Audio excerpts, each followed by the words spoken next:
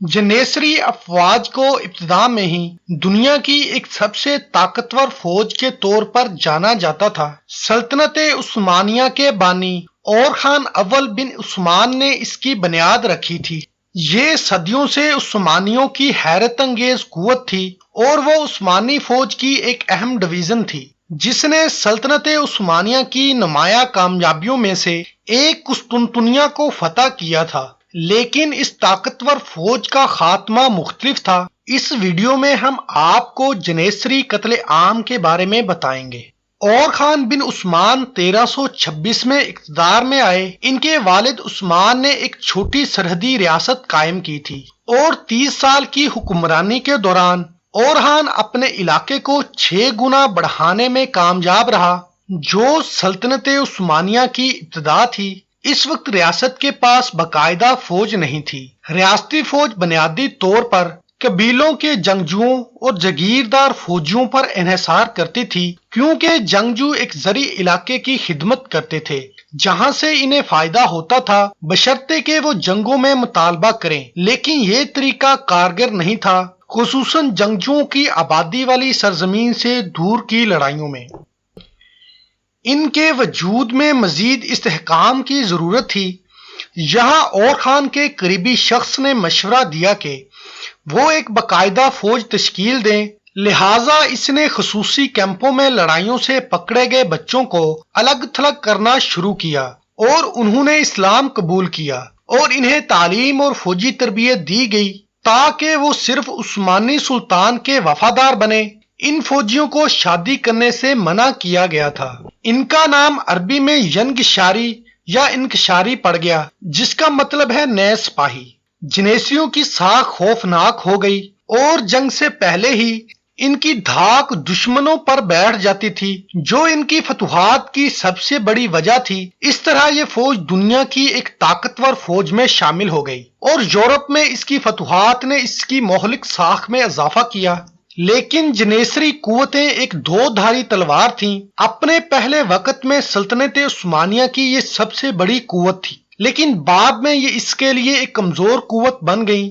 جنیسریوں کے پاس سخت نظم و ضبط تھا اور ان کی ہدایات اور قوانین تھے۔ انہیں شادی کی اجازت نہیں تھی، انہیں سیاست میں مداخلت کرنے کی بھی اجازت نہیں تھی۔ اس سے ہی اس تنظیم کو صرف ایک فوجی تنظیم بننے پر فوکس کرنے میں مدد ملی، جس کا مشن جنگیں اور لڑائیاں تھا۔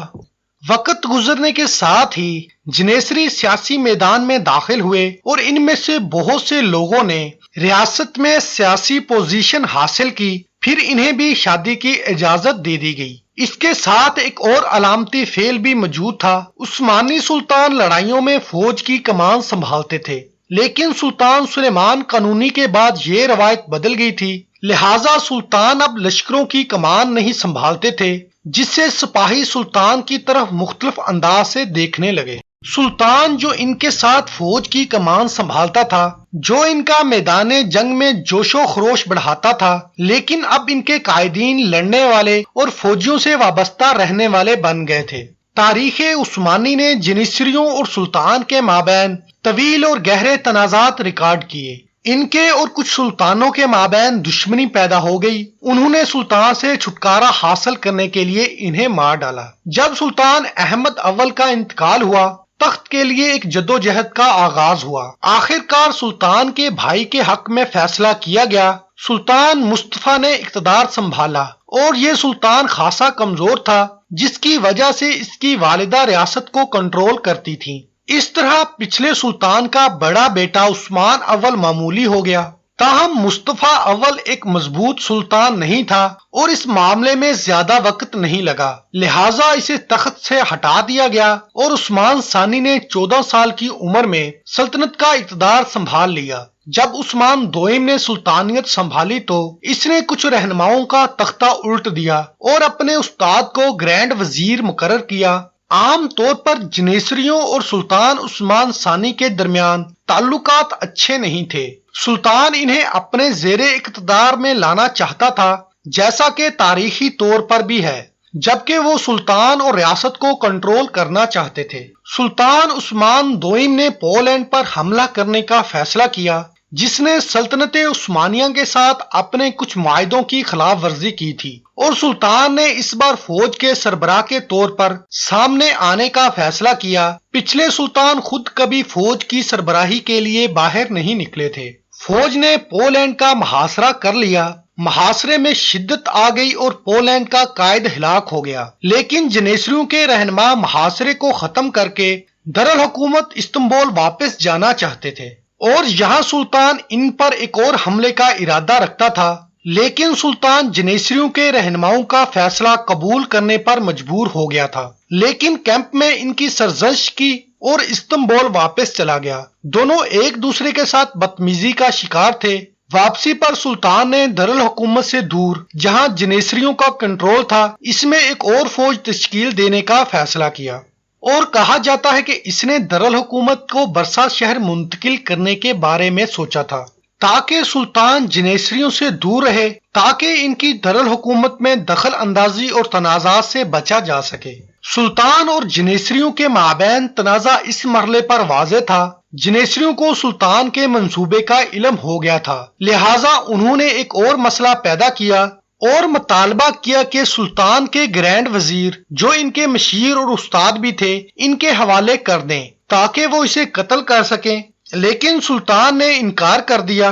بعد میں وزیر نے حج کے لیے باہر جانے کا فیصلہ کیا، لہٰذا وہ جانتے تھے کہ وزیر نئی فوج کی استنبول میں واپسی اور ان کے خاتمے کے لیے رہنمائی کرے گا۔ جنیسری رہنماؤں نے سلطان کو الگ تھلگ کرنے پر اتفاق کیا، اور 1622 میں وہ سلطان کے محل میں داخل ہوئے اور سلطان کو پھانسی دے دی اور اس کے چچا مصطفیٰ کو اقتدار میں بحال کر دیا۔ اس قتل کے وقت سلطان صرف 18 سال کا تھا۔ وہ واحد سلطان نہیں تھا جسے جنیسریوں نے ختم کیا ہو۔ ان کی وفات کے بعد جنیسری عثمانی سلطانوں کے لیے ایک ڈراونے خواب میں تبدیل ہو گئی تھی۔ سلطنت اور جنیسریوں کے مابین اقتدار کے لیے یہ جدوجہد 1.5 صدی سے زیادہ جاری رہی۔ یہ ایک اور منظر تھا، سلطان اور جنیسریز کے مابین کشمکش سلطان عثمان دوئم کے ساتھ تنازع کے مراحل کی طرح ہی ایک مرحلے پر پہنچی۔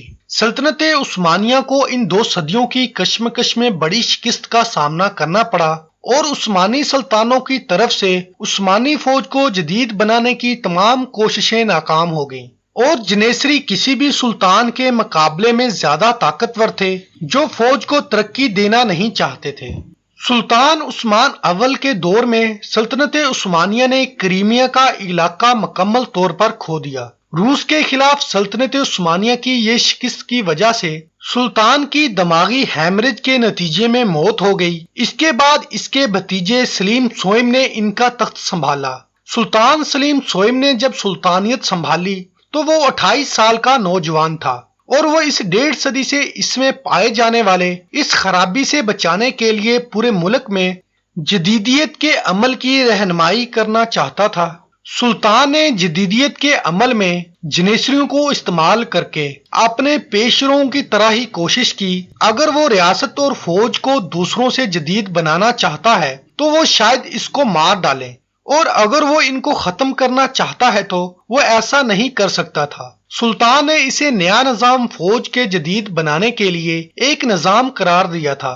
جنیسریوں نے اس کو اپنانے پر اتفاق کیا، لیکن حقیقت یہ ہے کہ انہوں نے عملی طور پر اس کے اطلاق میں تمام رکاوٹیں ڈالتے ہوئے اسے صرف نظریہ کے تحت اپنایا۔ سلطان اور اس کے گرینڈ وزیر کو جنیسری فوجیوں کے دھوکہ دہی کا احساس ہوا، لہٰذا انہوں نے ان سے دور نیو آرڈر کو نافذ کرنے کا فیصلہ کیا۔ لہٰذا انہوں نے نیو آرڈر کے نام سے ایک نیا آرمی ڈویژن قائم کیا۔ یہ وہ گروپ تھا جو آخر کار جنیسریوں کو ختم کرنے کے قابل تھا، لیکن سلطان سلیم سوئم کے دور میں تو نہیں۔ اور جس طرح نوجوان سلطان عثمان ثانی کے ساتھ ہوا تھا، اسی طرح نوجوان سلطان سلیم سوئم کے ساتھ ہوا تھا۔ جنیسریوں کو ایک جدید فوجی ڈویژن کے قیام کے بارے میں معلوم ہونے کے بعد انہیں خطرہ محسوس ہوا۔ انہوں نے سلطان کا مقابلہ کیا اور سابق سلطان عبد الحمید اول کے بیٹے شہزادہ مصطفیٰ سے اتحاد کیا۔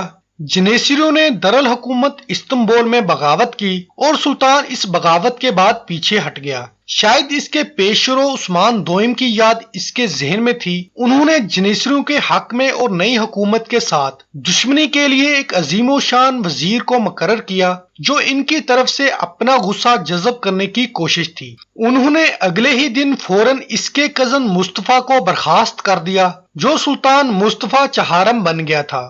سلطان اور اس کے سابقہ گرینڈ وزیر کے ذریعے قائم کی جانے والی یہ نئی تقسیم بلغاریہ سے اس وقت منتقل ہوئی جب سلطان کی برطرفی کی اطلاع ملی، لیکن جنیسریوں نے سلطان کو تخت پر بحال کرنے کی کوشش کرنے کا موقع گنوا دیا تھا۔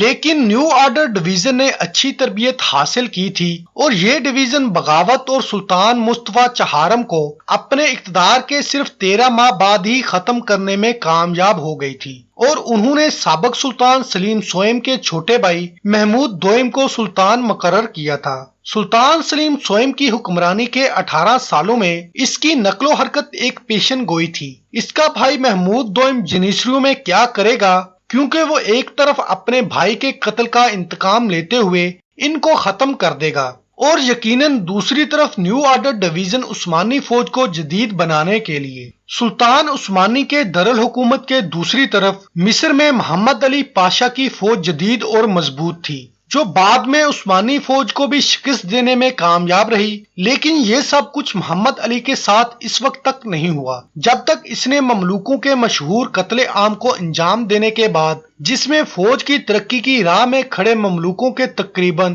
1000 قائدین کو ہلاک کر دیا گیا تھا۔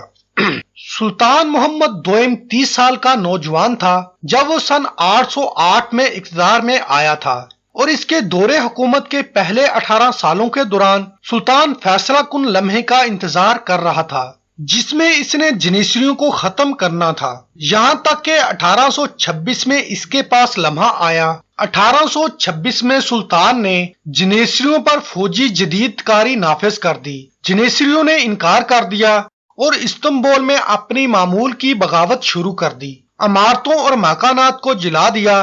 سلطان محمود دوئم اسی طرح کی صورتحال کے لیے پوری طرح تیار تھا، لہٰذا اس نے آرٹلری ڈویژن کو چاروں طرف سے ان کے اور ان کے مراکز کا گھیراؤ کرنے کا حکم دیا اور ان پر بمباری کی، جس میں ان میں سے 6000 جنیسری ہلاک ہو گئے۔ یوں یہ ڈراونا خواب مکمل طور پر ختم ہو گیا اور سلطنت عثمانیہ ان کے بوجھ سے آزاد ہو گئی۔